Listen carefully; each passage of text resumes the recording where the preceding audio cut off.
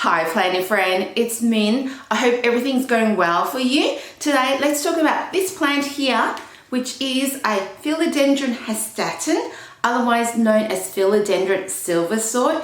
Absolutely gorgeous plant that's native from Brazil.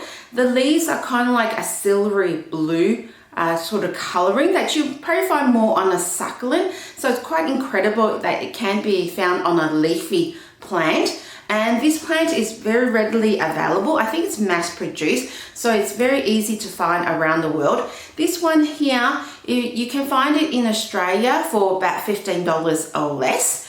And let's start off. Let's talk about lighting. So this plant here is definitely not a low light tolerant plant.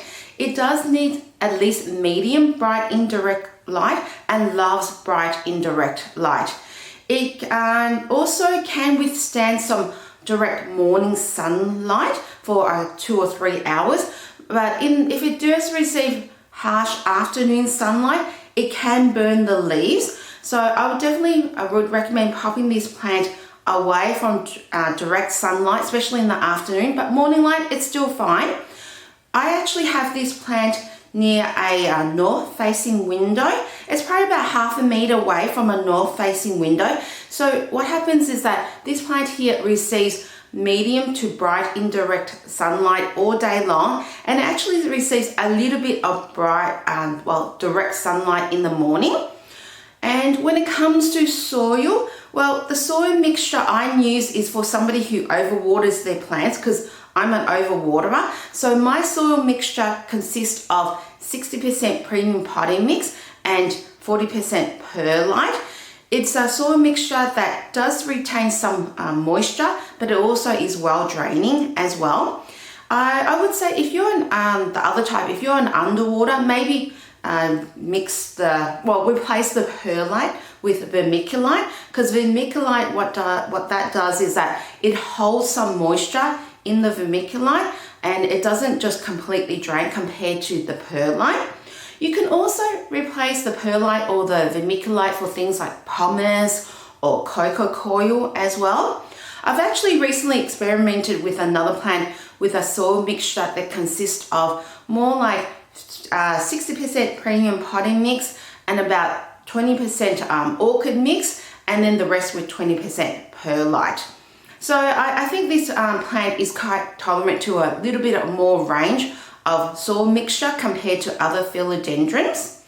When it comes to things like watering, like most of my philodendrons, I keep the soil mixture, the soil dry before I water it again, and I do thoroughly water this plant.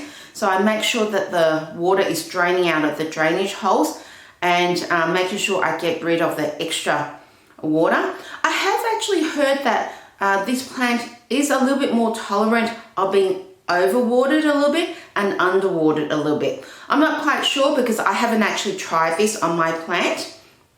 The other part is when it comes to fertilizing. Like all my household plants, if I find that it's actually growing new leaves, I will fertilize it. So I tend to fertilize my philodendron basically once a month, and I use a product called We the Wild. But if you don't have that product, you can use any well-balanced liquid fertilizer that you like. And I just tend to reduce the concentration by 50% of the recommendation on the package. And the reason for that is that I rather under-fertilize my plant rather than over-fertilize my plant, because over-fertilizing the plant can actually burn the roots and damage growth. And also it can burn the tips of the leaves as well. And by the way, I'm not sponsored by We the Wild. It's just a product I happen to like, and it's readily available in Australia. But if you don't have that fertilizer, just any well-balanced liquid fertilizer I think is fantastic.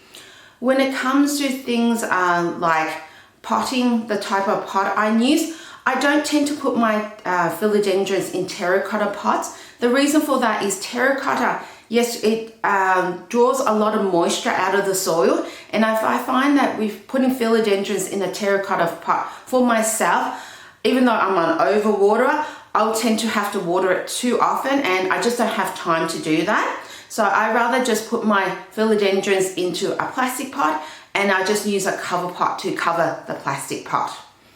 When it comes to humidity, haven't had any issues with humidity with this plant.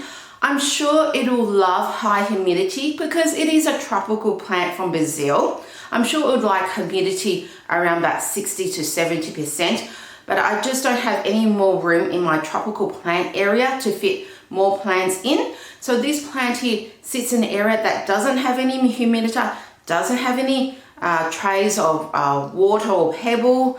And so it sits with my other plants where the humidity is roughly around about 40 to 50%. And it's doing fine. I haven't had issues of leaves going brown because of lack of humidity.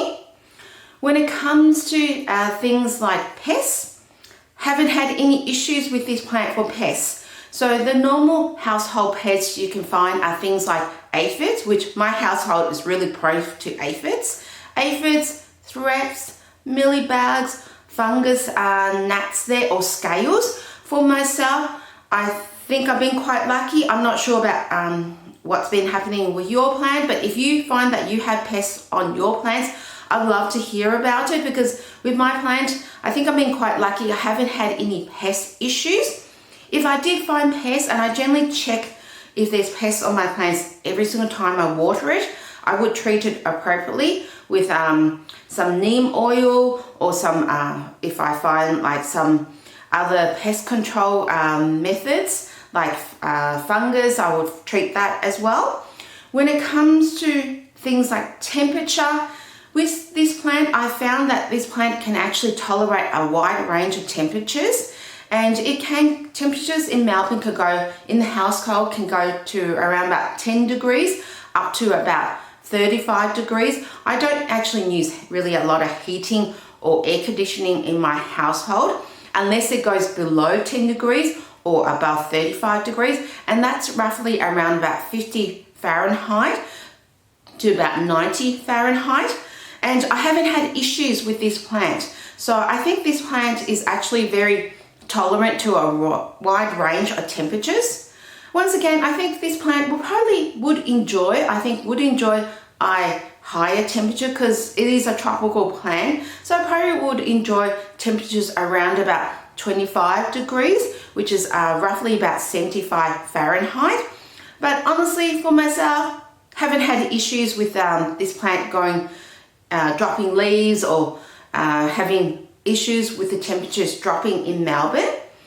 When it comes to fungus disease or bacterial disease, once again, no issues with that. I haven't had any fungus, no powdery mildew, no rust spots at all.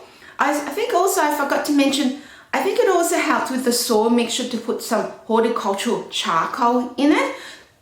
Just the horticultural charcoal, I just find that it helps to not only clean the water, but also to avoid things like bacteria building up in the soil. So that's basically all the care tips I have on this super easy plant and gorgeous plant called Philodendron Hastatum Silver Sword. If you have any tips of your own, I would really love to hear about it in the comment section down below. If you have any questions for me about how to take care of philodendron, then let me know and I'll reply back to you. If you did like this content, I would love it if you hit the likes button and subscribe to the channel. It truly helps the channel so I can grow it more quickly and produce more videos for your entertainment and for your knowledge as well. Thank you so much for spending your time watching this video. You all enjoy the rest of the day. Have a fantastic time. I'll see you next time. Bye bye.